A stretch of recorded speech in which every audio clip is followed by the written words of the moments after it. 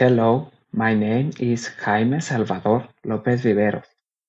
I'm a graduate student in the Joint Mathematics program of UNAM and the Michoacana University of San Nicolás de Hidalgo. Today, I'll be explaining my poster titled Investigating Reassortment and Recombination Patterns in Influenza and SARS-CoV-2 using topological data analysis. Horizontal gene transfer is a fundamental process in viral evolution, making its understanding and detection crucial. Topological data analysis emerges as an alternative approach, offering several advantages over other techniques.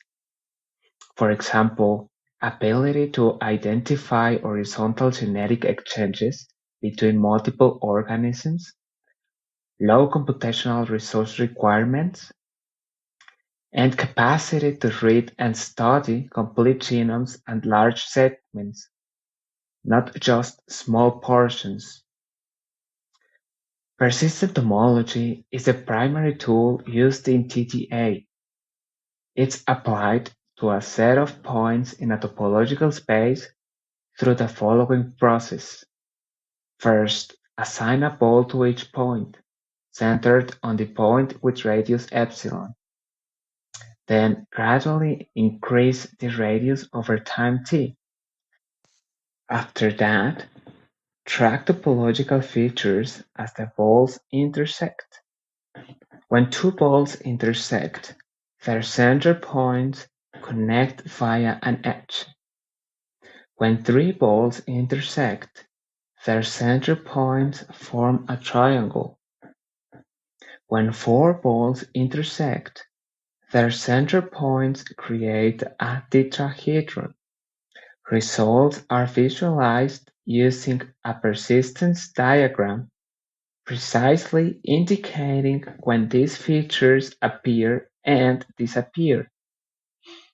By representing our sequences as points in a metric space and using persistent homology, we can analyze the behavior of structures forming over time in this space without horizontal gene transfer.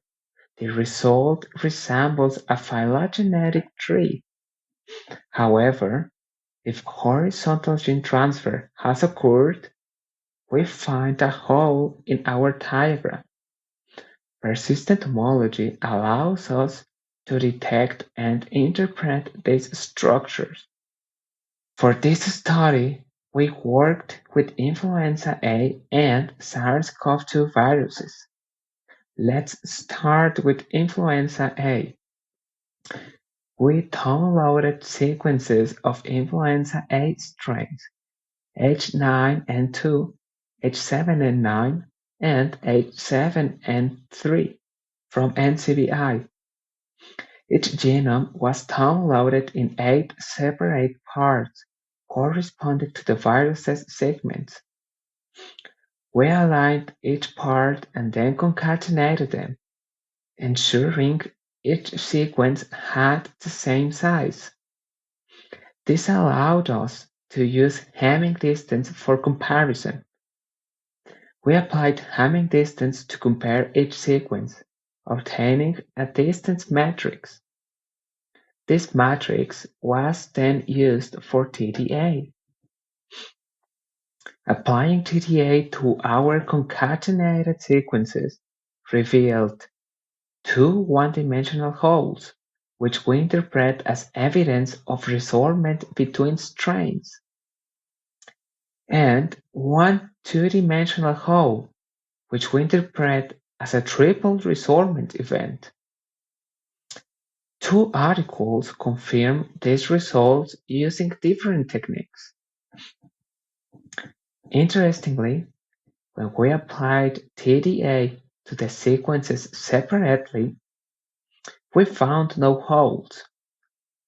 This might be due to a complete reassortment in one of the segments, making it impossible for our method to detect any type of reassortment. Moving on to SARS-CoV-2, sequences were downloaded from the GSAID database. They include strains BA.2, XBB.1, BA.2.10.1, and BA.2.75.2, all obtained in Mexico. Unlike influenza A, the genomes weren't segmented, so we aligned each one without further division. The same procedure as with influenza A was then applied to obtain the distance metrics for TDA. Our TDA results for SARS-CoV-2 showed one-dimensional hole in the complete genome, implying recombination between sequences. When separating genomes by their protein genes and applying TDA, we found that the recombination specifically occurred in the segment involving the spike protein. An article confirms this result. Thanks for your time, and I hope you're having a good day.